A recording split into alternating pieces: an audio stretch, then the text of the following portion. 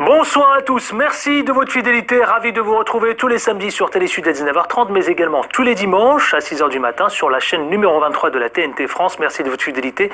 Vous savez quoi, deux supports. À la fois ça fait débat où vous commentez, vous réagissez, ça se passe sur Facebook, mais également sur Twitter où vous allez pouvoir faire le hashtag CFDébat ou @CFDébat. Allez, sans tarder, les trois sujets qui ont retenu notre attention, c'est parti.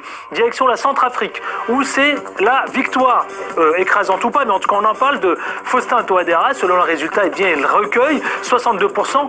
Est-ce qu'il va réussir justement à convaincre toute la majorité? On en parle ici dans Ça fait débat. Direction le Sénégal, où le Macky Sall continue de faire polémique. Macky Sall a-t-il trahi son peuple?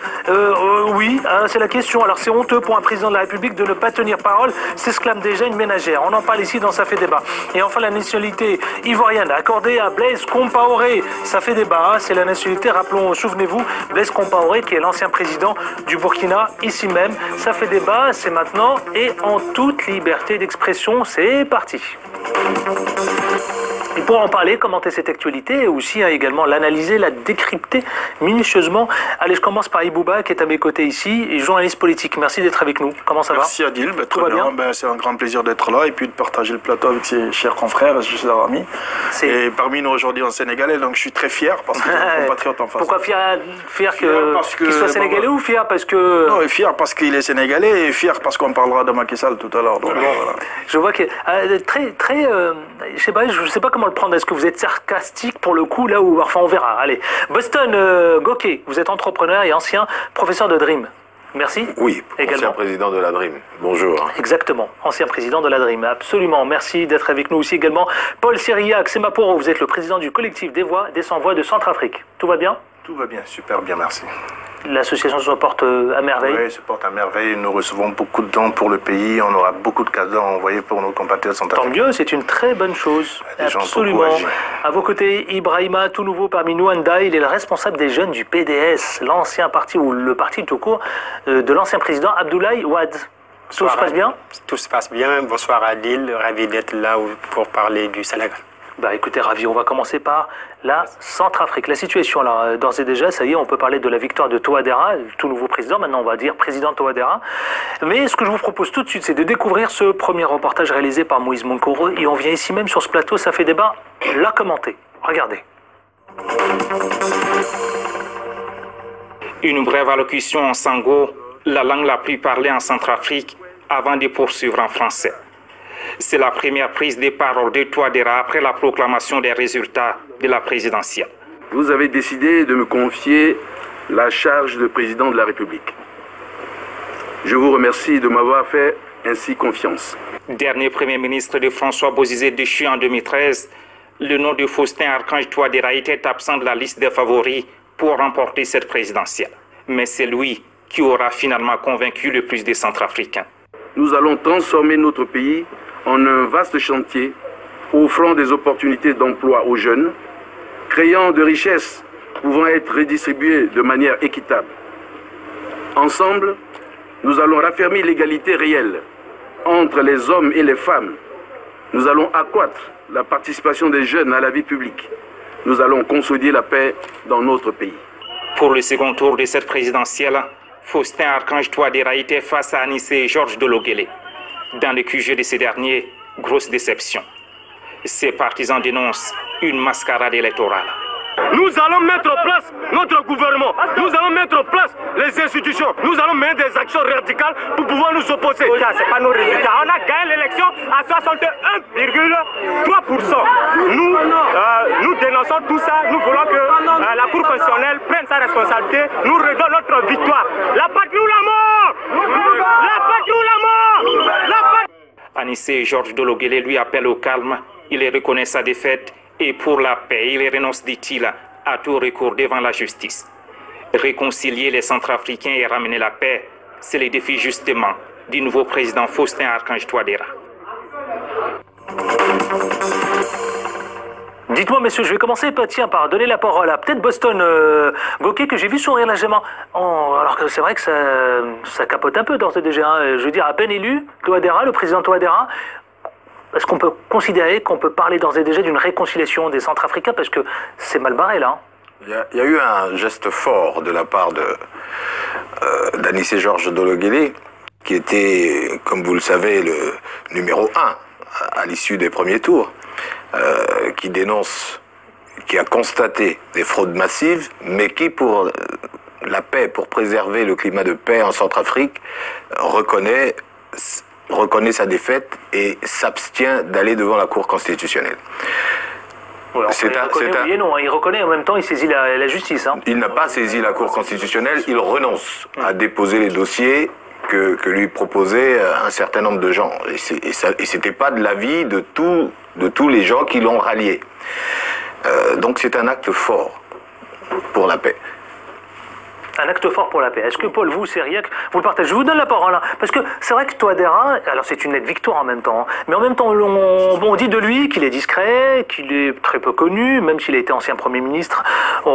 Les Centrafricains le savent très bien, mais en même temps, est-ce qu'on peut parler d'une victoire écrasante? C'est une victoire écrasante. Est-ce qu'on a une explication?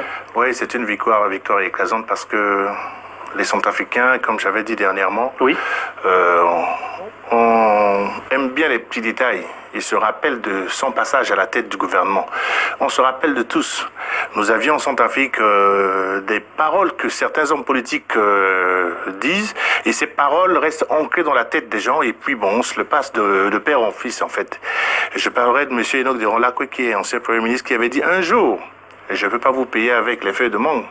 Le fait d'avoir dit ça, les Centrafricains ont dit que tu nous as manqué de respect. Et à chaque fois qu'il va dans un meeting, les gens l'attendent avec des feuilles de mangue.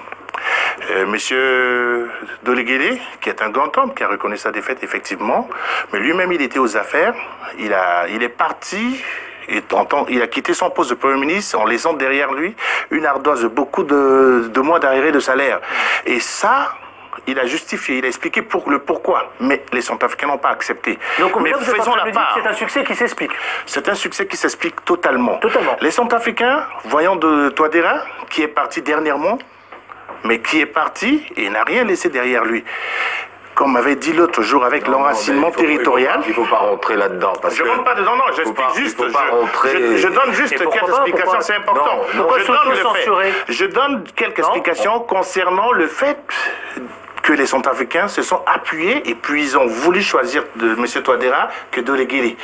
Mais ils ont préféré Touadéra, pourquoi? Parce que dernièrement, Touadéra était leur Premier ministre, même s'il ne parlait pas beaucoup, mais il agissait. Mais le fait d'avoir régulièrement leur salaire, le fait d'être un homme simple, d'aller à l'église, de partager leur quotidien, ont poussé les Centrafricains à porter leur choix sur M. Touadéra. Voilà pourquoi il a été élu, mais avec cette victoire écrasante, alors, presque 63%. Ça, c'est un prisme. Ça, c'est un prisme. Alors, est-ce que c'est un succès qui s'explique? Pas du tout. Oui, non, vous partagez ce sentiment?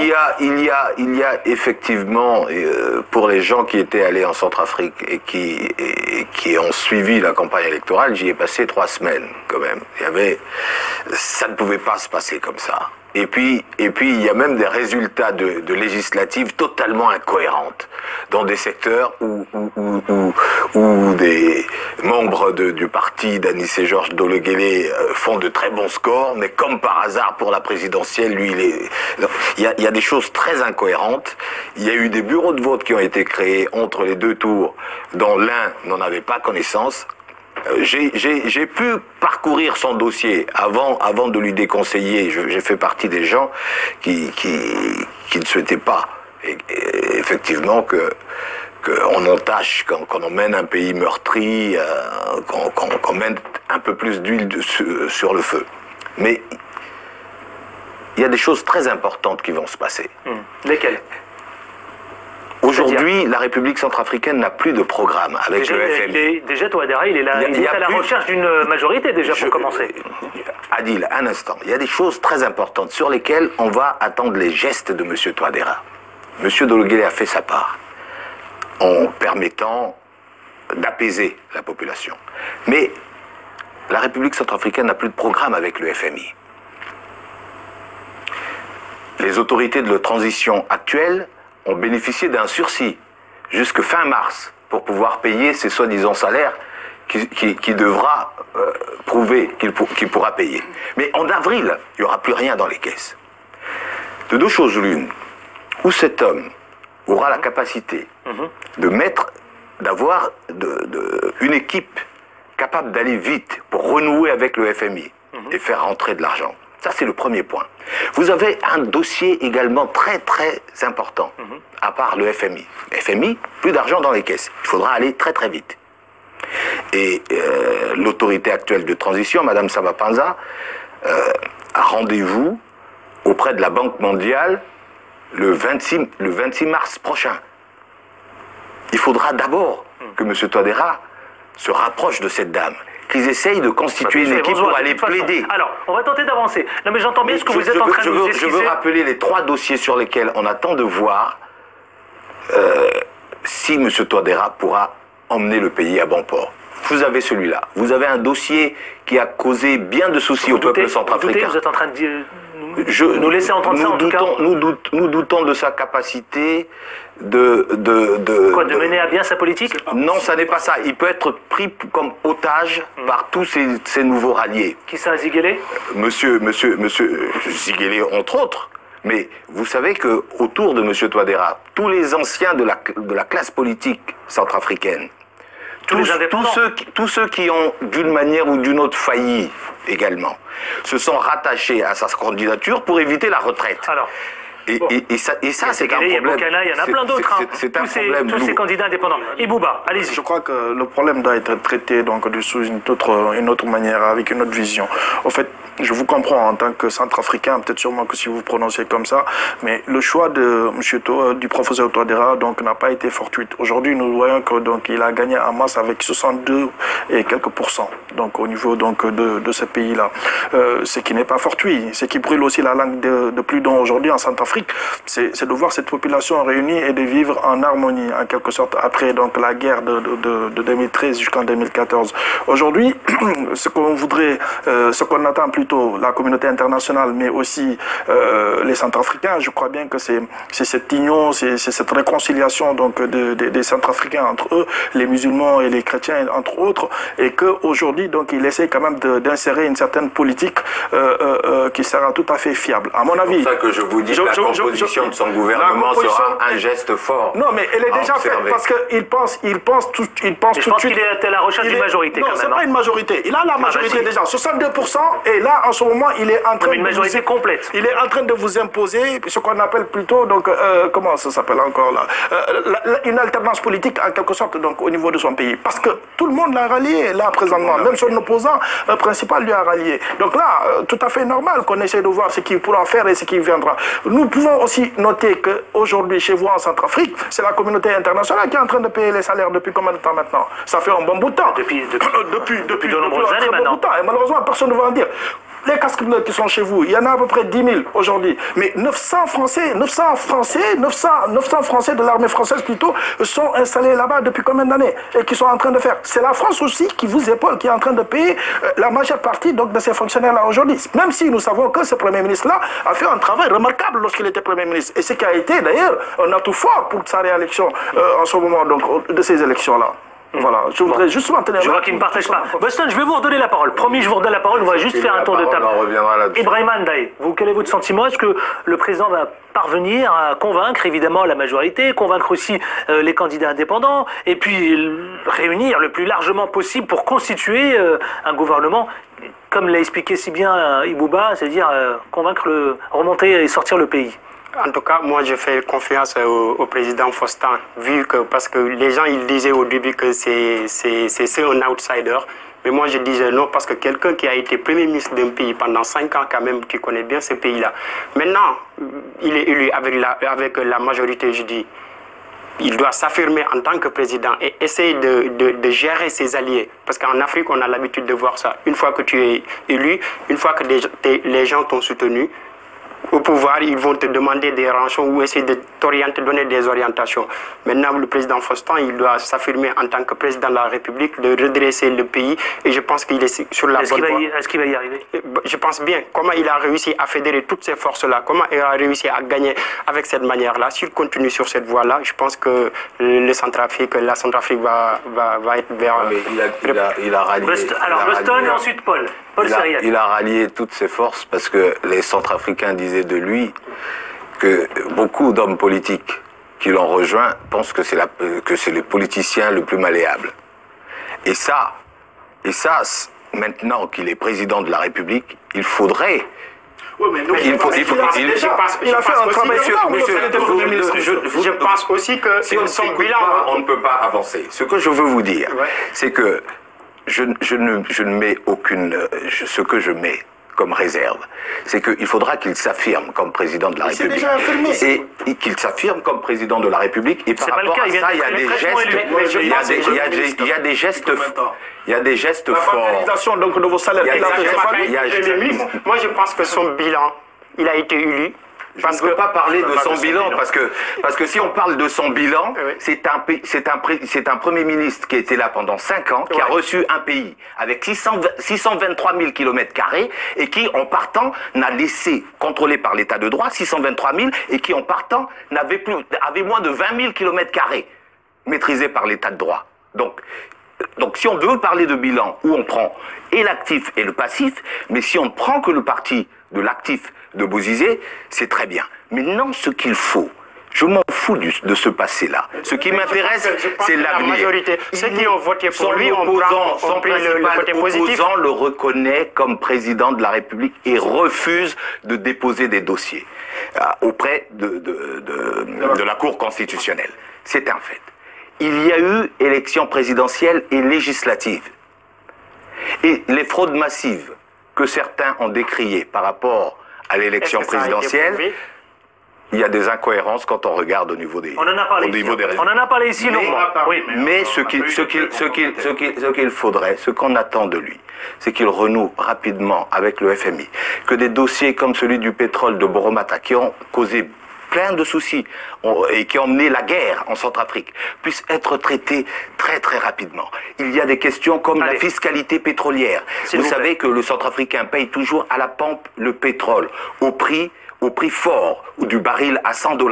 D'accord? Et malgré les baisses de pétrole, ni les caisses de l'État ne voient de la rente, ni le peuple. Donc, il y a des dossiers forts sur lesquels on attend de voir les actions de M. Touadéra. Alors, est-ce qu'il parvient finalement, quand on vous écoute tous là, est-ce qu'il va parvenir à s'imposer? C'est la grande question que beaucoup de gens se posent. Je vais rassurer mon frère, et puis je vais rassurer mon frère Gauquet que ce qu'il a dit, ses inquiétudes sont fondées. Mais il a fait ses preuves quand il était Premier ministre. Et c'est sur cette base maintenant, est-ce qu'il va parvenir à s'imposer maintenant? Il va s'imposer. Ce qu'il va faire, c'est quoi? Nous, on a suggéré. Des voix se lèvent pour demander au chef de l'État de s'entourer des nouvelles têtes. Mais moi, je fais une proposition. Je demande à ce que le chef de l'État, il dépasse les clivages des alliés et autres, tend la main aux autres candidats qui ont perdu, parce qu'à l'heure d'aujourd'hui, on a besoin de tout le monde.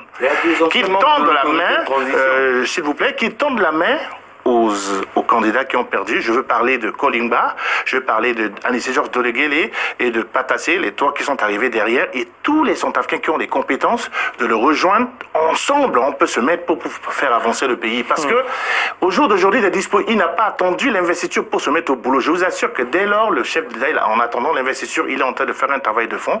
Les dispositions sont en train d'être prises de manière à ce que le pays puisse vraiment redémarrer. Les inquiétudes de mon frère sont justifiées. Est-ce qu'il faudra composer un gouvernement comme lui, il l'entend? Oui, c'est ce qu'il entend qui va composer. Parce que là, actuellement, des dispositions sont déjà prises. Il est en train de consulter. Il appuie les dispositions. Il ne sera pas ce temps malléable que les gens pensent. Les gens pensent, parce que le fait de ne pas trop parler, on pense que non, il est malléable. Mais lui, il agit en profondeur. En agissant, mais les retombées étaient claires, on voyait. Et quand il parlait de distance, à l'époque du président Bozizé, c'était pas une démocratie en tant que telle, c'était presque une dictature, parce que il y avait des courroux qui entouraient le président Bozizé. Le Premier ministre n'avait vraiment pas de marge pour pouvoir avancer en tant que tel, mais s'il voyait que ses intérêts lui-même, il allait démissionner, partir. Mais comme il avait la possibilité de venir en aide au peuple centrafricain, d'aider la population en mettant en œuvre toutes ses compétences, et puis avec les alliés qu'il ait choisis, pour que chaque mois, les Centrafricains puissent subvenir, vivre correctement, et puis avancer, c'est ainsi. Ce sera ma dernière question sur ce chapitre, concernant évidemment la Centrafrique. Plusieurs défis à relever finalement. Est-ce qu'il parviendra à les relever? Et avec qui? Boston, Gauquet. Écoutez, on regardera la composition de son gouvernement. Vous savez que ça va être un régime parlementaire. est-ce qu'il va suivre le verdict des urnes par rapport aux résultats des législatives dans les deuxièmes tours vont arriver? Il n'a pas dit qu'il a le droit. Oui, mais il a la pression d'énormément d'autres candidats à la présidence qui l'ont rejoint et qui pensent que c'est grâce à eux qu'il a gagné. Donc on attend de voir la constitution de son gouvernement et les actes forts. Et je vous dis, s'il a un bon gouvernement, entre 3 à 6 mois, il renouera avec le FMI. Sinon, ça peut prendre une année.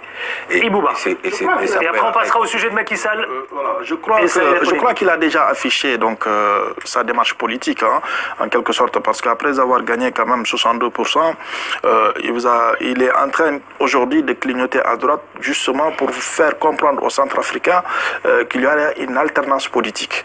Et c'est pas fortuit qu'aujourd'hui, le plus grand opposant de ce pays-là se rallie à lui, donc sans aucune difficulté. D'abord avec grandeur, qu'on félicite, que tous les Africains félicitent aujourd'hui.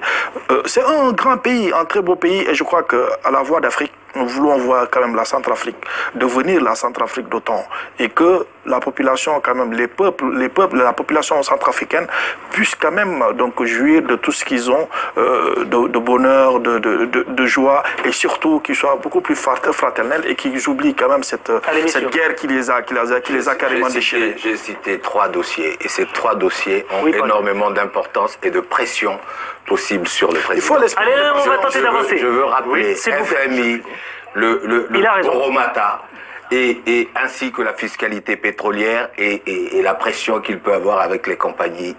Exact.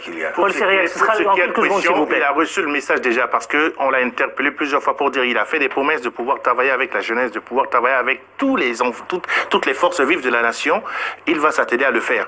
Mais ce qui est sûr, en ce moment, tout est à refaire en Centrafrique. Le pays est en lambeaux. Et c'est pas facile. Si on attend de lui des résultats là, il faut bien que tout le monde puisse se mettre à relever les manches et puisse l'aider à avancer. Il va faire un choix. Ses opposants ont déjà commencé à l'aider. Il va faire un choix. Et ce choix qu'il va faire, le fait de l'avoir choisi, il faut que les Centrafricains apprennent à lui faire confiance. Pourquoi il a fait ses choix? Tout le monde est derrière lui. On compte sur lui pour mener. On va attendre les 2 ans pour voir comment il va avancer. Mais ce qui est sûr, il a dit, il n'attendra pas longtemps pour démarrer. Il a déjà commencé et il va faire des résultats. Ensemble, si on se met ensemble pour pouvoir souder et puis le suivre et puis l'épauler pour que le pays puisse décoller. On va suivre tout cela de très près, messieurs. Sachez-le, vous reviendrez, y compris ici, le commenter. Le débat continue sur la page Facebook. Ça fait débat. Vous réagissez, vous commentez. Vous aussi qui nous regardez. Et sur Twitter. Twitter, ça se passe sur le hashtag #CFDébat. Messieurs, direction le Sénégal, si vous voulez bien, avec la polémique qui continue de enfler, qui prend de l'ampleur sur les réseaux sociaux, sur Internet, partout, hein, y compris la presse qui s'est saisie de ça. C'est le Waxit. C'est le Warwachet. Bon, pardonnez-moi l'accent. Warwachet. Voilà, c'est comme ça qu'on dit. Moi, j'ai voulu le dire à la française, mais ça ne marche pas. Vous avez bien raison de me reprendre. Le Warwachet de Macky Sall continue de faire polémique, mais regardez ce clip. Ça va vous parler, regardez, il fait notamment référence au Warwachet. Alors, c'est vrai que pourquoi ça continue de faire polémique? Parce qu'on en a parlé la semaine dernière, y compris, on l'avait suffisamment traité. Quoi, Macky Sall, il a trahi son peuple, Ibouba? Moi d'abord, donc, je félicite ce grand homme-là, très engagé, Didier Awadi, donc rappeur. Et s'il nous regarde, félicitations à lui, et s'il nous regarde, on le salue. Frère, big up. Voilà, donc on est avec toi et on te soutient, on est fiers de ce que tu fais, donc pour le continent africain. Alors, pour revenir maintenant à ce problème qui brûle la langue d'un aujourd'hui au Sénégal, ce problème de Warwachet du président Sall, c'est vrai que c'est quand même inquiétant un tout petit peu, mais il faudra le voir sous plusieurs facettes aujourd'hui. C'est un plaisir d'ailleurs sur ce plateau d'en discuter parce que je vois que j'ai un compatriote qui est en face de moi. Qui est le responsable des jeunes du PDS, qui est le responsable le parti d'Abdoulaye Wade. Malheureusement, je suis journaliste politique, donc je ne vais pas prendre de parti. Je ne suis d'abord ni pour Macky Sall, ni pour Abdoulaye Wade, mais je suis juste journaliste politique donc, qui fait mon boulot sur ce plateau. Alors, pour parler donc de la situation, c'est vrai que c'est une situation quand même qui est à fustiger puisque c'est pas propre à Macky Sall. C'est pas du tout propre à Macky Sall. C'est vrai que jusque là il nous a habitués à la sérénité, il nous a habitués donc à la loyauté, il nous a habitués à plein de choses.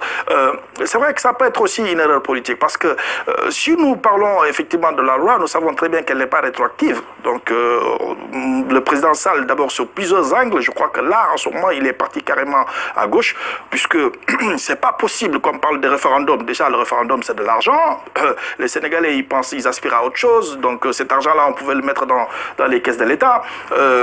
Ils pouvaient aussi continuer quand même. Donc, lorsqu'il a dit prendre sa responsabilité, je vais finir.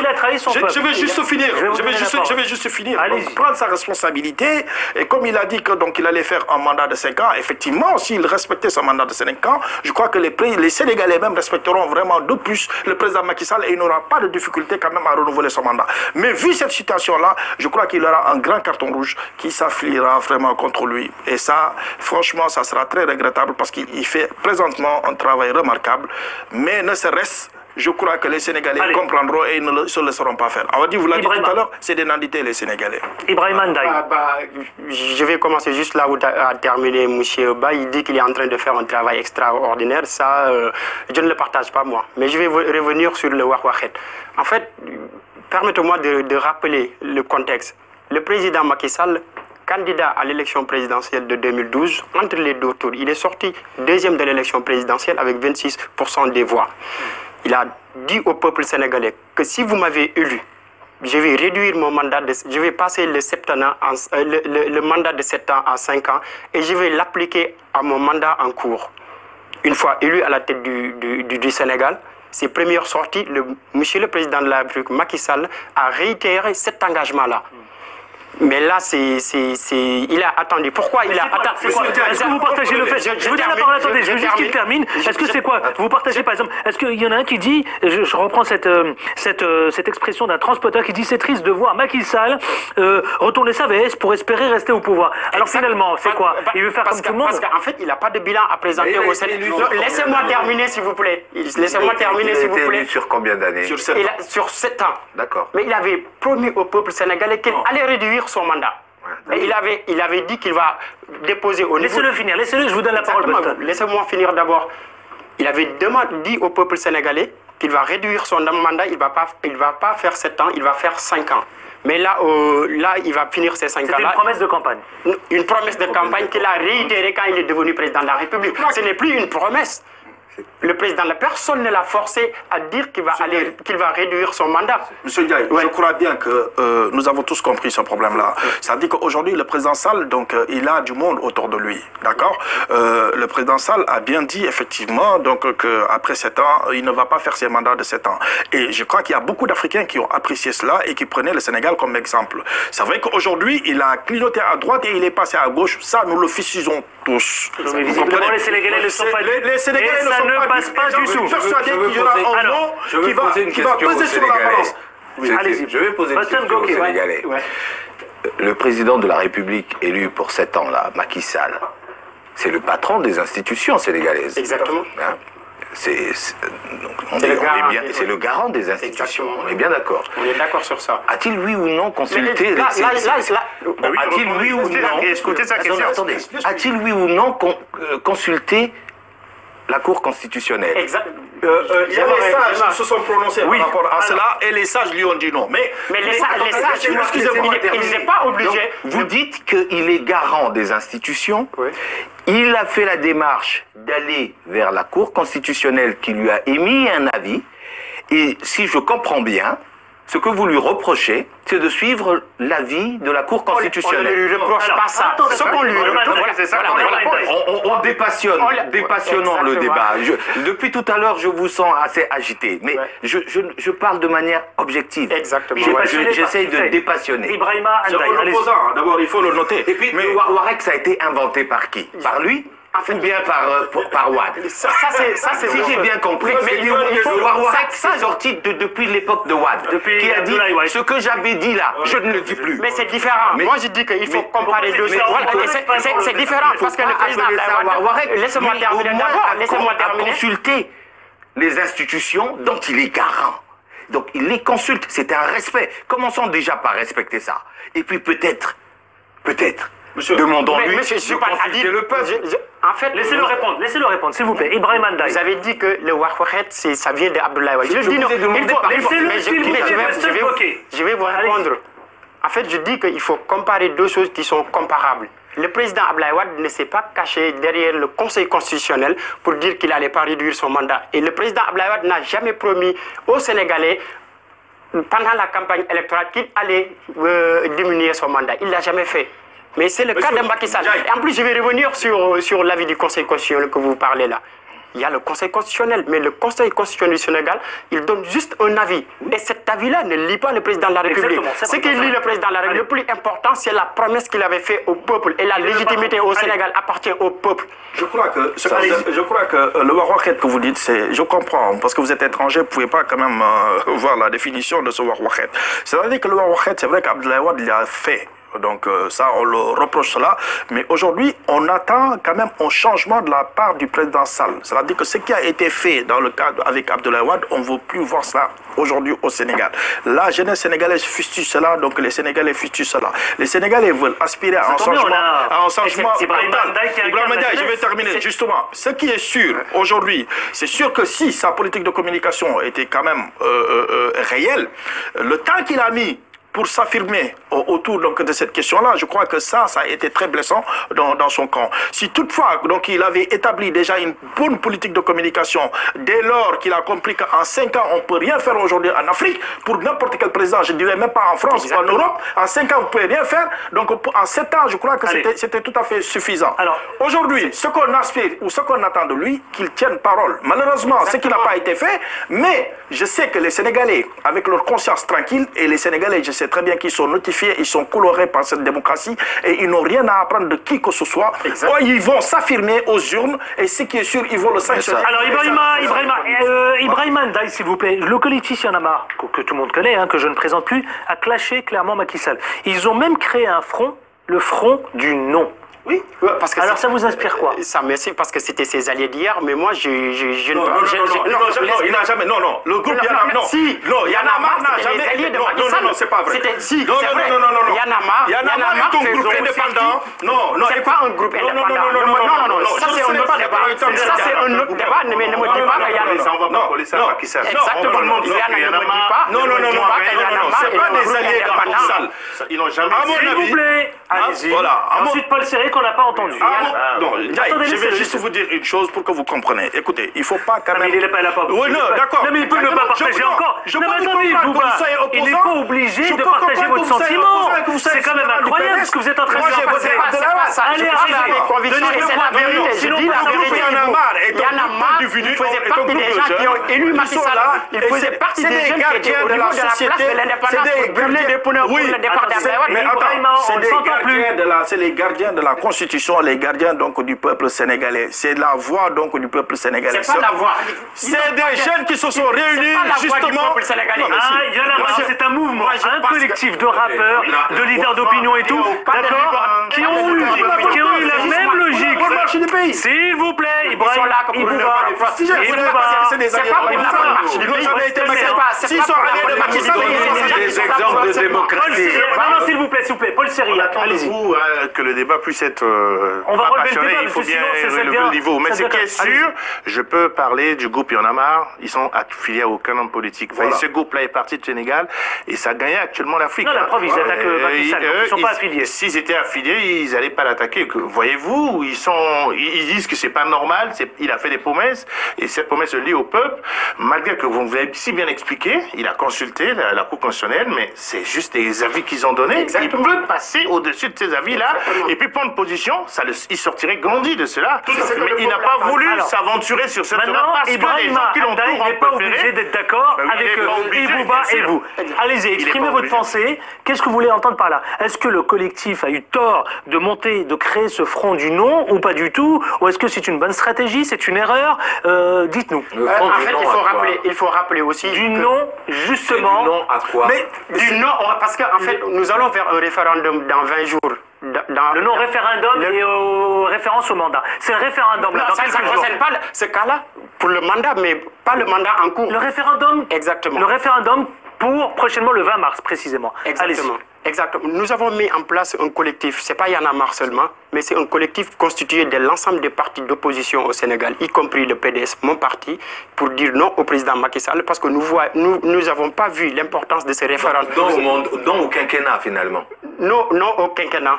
non au quinquennat parce qu'en fait c'est pas un projet de référendum sérieux. C'est pas un projet de référendum sérieux. Comment vous pouvez convoquer les Sénégalais en moins de 20 jours à aller Je suis d'accord avec vous. Tu peux convoquer les Sénégalais en moins de 20 jours et on connaît la population sénégalaise. Ces 15 points-là des réformes proposées par Macky Sall et le comprendre pour aller voter non, oui. Le peuple, c'est le front du non, hein, c'est ça le front du non. Attendez, puisque vous avez posé la question. Je voudrais simplement qu'on rappelle à tous les téléspectateurs qui viennent nous retrouver, parce qu'on a un peu de mal à s'entendre ici. Hein. Vraiment, je vous demanderai un peu de discipline, s'il vous plaît. Le non, le collectif qui est indépendant, hein, c'est un collectif qui réunit à la fois des rappeurs, des leaders d'opinion, d'accord, qui sont quelques-uns, pas beaucoup, mais en même temps, je veux dire, il faut reconnaître quand même que le collectif Y'en a marre, comme l'a souligné Paul Sérieux, c'est quand même des rappeurs à la base, d'accord, des rappeurs qui sont connus et des leaders d'opinion. Ils ont monté, ils ont fondé, ils ont créé ce collectif, ce front, pardon, du non, parce qu'il y a un référendum qui se prépare, qui se profile là prochainement concernant justement la population locale, c'est-à-dire sénégalaise. On veut la solliciter. On est d'accord? J'avais compris ça. Et Bouba, moi je voulais, je voulais juste dire la chose suivante. Vous étiez très choqué que le président de la République, Macky Sall, suive l'avis du Conseil constitutionnel. Et aujourd'hui, il dit,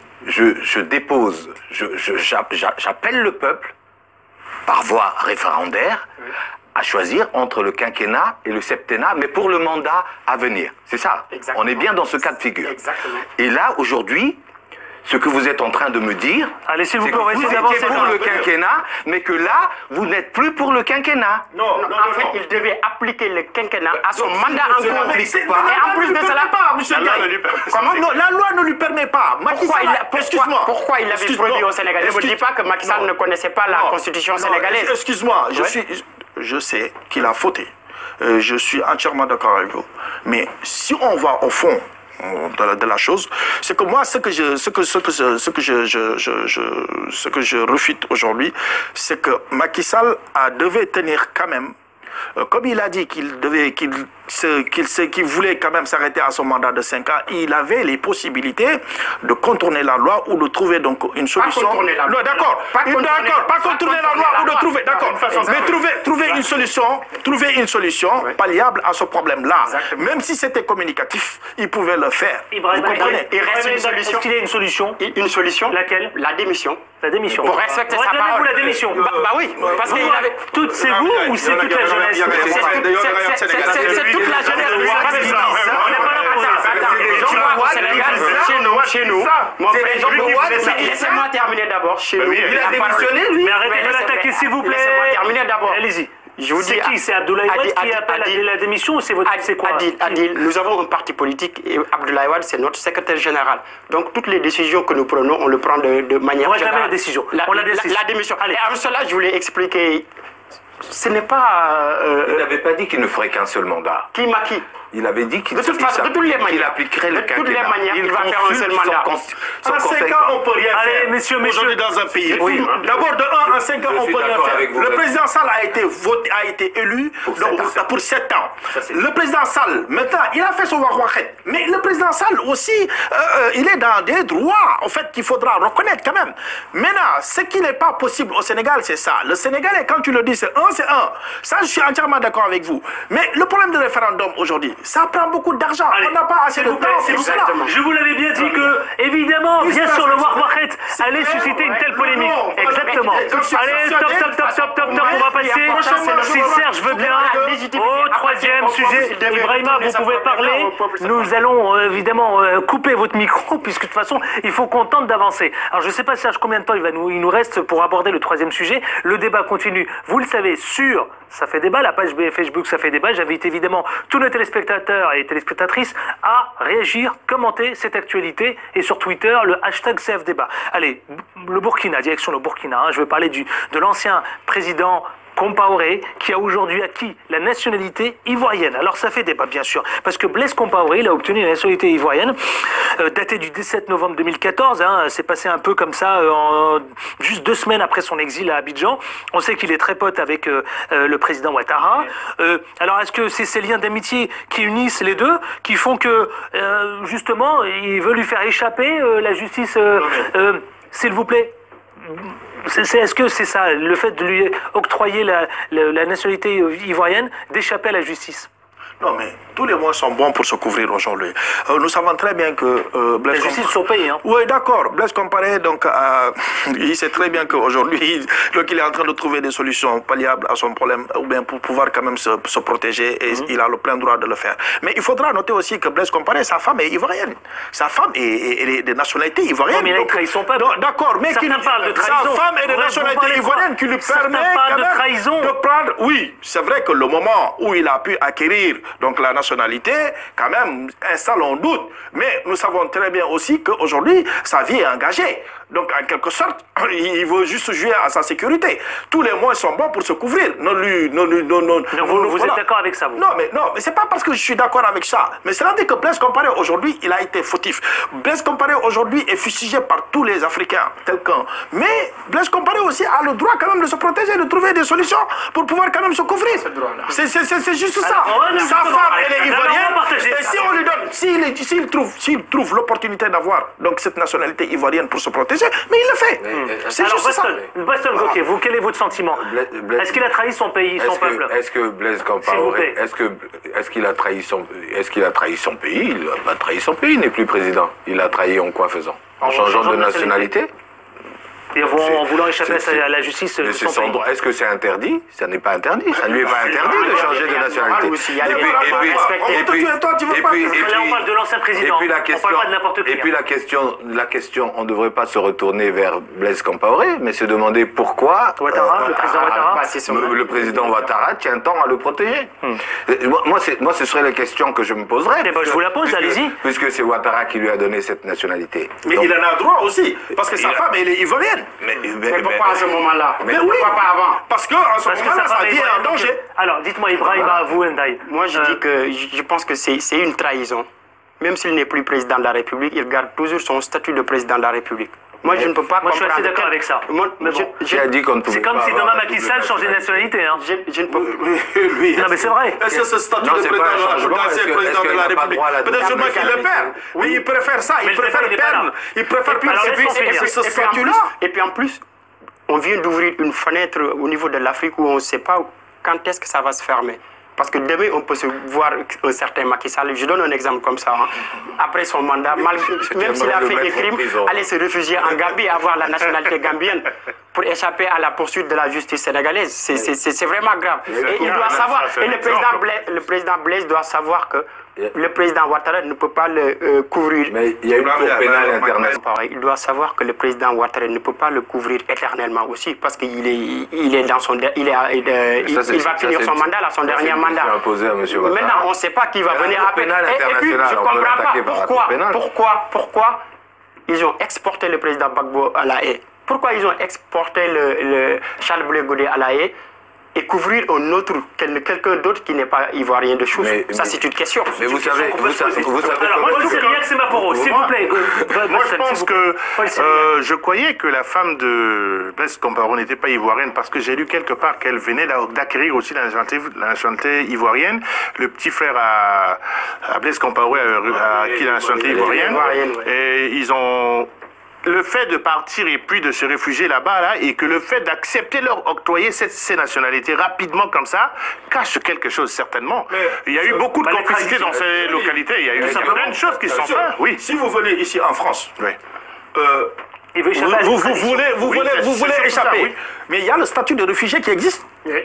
Mais pour cela, si vous êtes marié à un Français ou à une Française, et que vous avez le droit, attendez, vous avez le droit d'être protégé par ce pays de la France, parce que ce sont les lois qui sont rédigées par la Constitution, par le pays, qui admet que les lois peuvent vous protéger en tant que tel. Ces présidents-là, c'est vrai, vous avez raison. Moralement, on peut le réfuter. Moralement, oui. Mais on peut le réfuter. Attendez, et Bouba finit, s'il vous plaît. Moralement, on peut le réfuter, mais si le monsieur, il sait que sa vie est en danger et il veut se protéger contre ça, mais tous les moyens sont bons pour se protéger. Tout le monde sait que Blaise Compaoré, les Burkinabés, vous tombez dessus. Oui, c'est clair. Allez-y, Boston. Moi, je dis simplement la chose suivante. Le Burkina a été la base de repli des forces nouvelles, sans lesquelles Ouattara ne serait pas jamais arrivé au pouvoir. Donc, s'il fait un retour d'ascenseur pour empêcher une extradition, parce que peut-être que entre la loi burkinabé et ivoirienne, s'il gardait, machin, il allait l'extrader. Donc, s'il fait un retour d'ascenseur, la question, elle est plus à poser à Ouattara. Pourquoi vous lui faites un... voilà. Mais moi je pense que Ouattara dirait tout autant que c'est normal que ça soit.